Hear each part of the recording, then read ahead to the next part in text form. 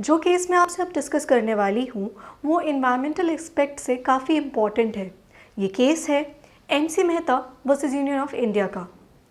इस केस में दिसंबर 1985 में एक लार्ज अमाउंट में डेंजरस ओलियम गैस लीक हुई थी from one of the caustic chlorine unit of Shriram food and fertiliser industry.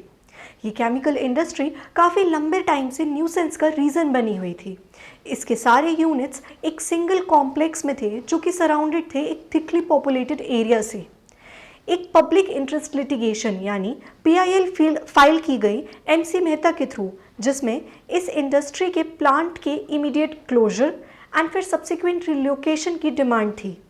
इस केस में इशू ये था कि whether or not Shriram Fertilizers could be held absolutely liable for the disaster. Could the industry be allowed to continue its operation? Supreme court ने अपने decision में एक constitutional status दिया था right to a pollution free environment को। कई सारे factors को कंसिडर करते हुए, जैसे कि probabilities of the managements negligence and resultant unemployment and the welfare of the population, court ने श्रीराम इंडस्ट्रीज को अलाउ कर दिया टू कंटिन्यू फंक्शनिंग। बट साथ में ही उन्होंने डायरेक्ट किया Delhi legal aid and advice board को to file cases on behalf of all those who claim to be affected by the gas leak and to ensure that they get the required compensation.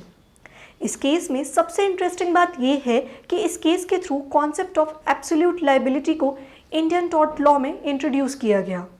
English case of Reliance versus Fletcher में use हुए इस principal को use करते वक्त court ने कहा था कि a person whom for his own purpose brings onto his land, collect or keeps anything likely to do mischief must keep at his peril, and if he fails to do so is prima facie liable for the damages which are the natural consequences for its escape.